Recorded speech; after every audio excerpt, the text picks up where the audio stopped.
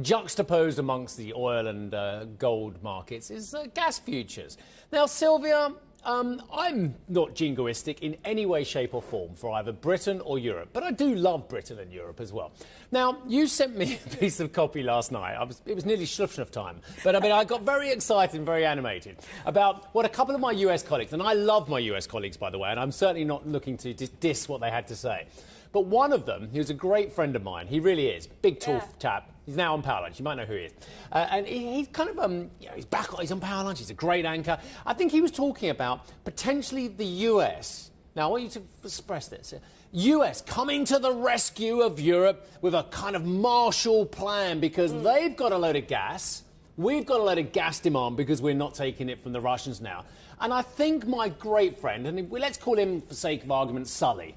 Yeah, my great for the sake of argument. For the sake of argument, may have mentioned that the US can ride to the rescue of Europe with a Marshall Plan for Europe. Yeah. Is this what? And before I make a comment on this, I think that's encapsulating it. But why don't you 100%. expand it a little bit more? So often I'm reading things and I get to think. And then you send them to me to prod me. Steve would love to read about this. So that's what happened yesterday evening. For some context for our... I was just going off to bed and you sent me an article which got me really animated. Perhaps bad timing. I apologize for that. But nonetheless, you did it on purpose. You summarized it pretty well. That's in essence what our US colleagues were discussing off the back of seeing higher gas prices in Europe yesterday. I mean, when you think about the historical prices, though, we are very far from the levels seen back in 2022, for instance. Yeah. Nonetheless, though, I did find a comment on the Marshall Plan, on coming to the rescue of Europe. Which is referring to the post-war US investment in Europe's recovery. Exactly. Yeah. A tad exaggerated, given the context, of course.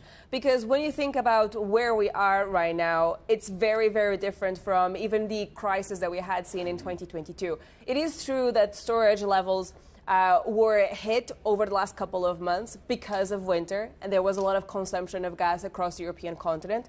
But the tanks were full going into winter. Correct. So...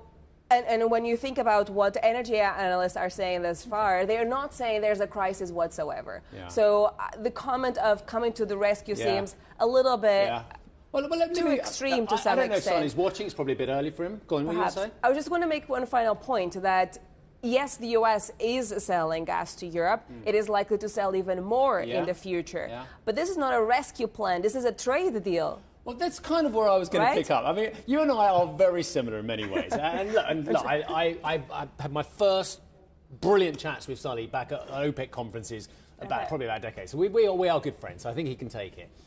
I think it could be a Marshall Plan for the US on gas. Supporting their economy. Supporting their economy, finding export markets for their overcapacity of LNG, because their regasification plants, which were supposed to be for importing, now they're obviously for exporting. Because I think we can help the US out on this one as well, because they're going to need markets for their LNG going forward. Because the overcapacity in US LNG, the overcapacity in global LNG, the overcapacity in transportation is going to peak sometime in this decade as well. And I think we could do a favour for the US and we could really help them out by finding more markets for their LNG. So I'm looking forward to some form of Marshall Plan for the US LNG industry. There we go. And if that hasn't prodded the tiger to my great friends over on the other side of the Atlantic, I don't know what will.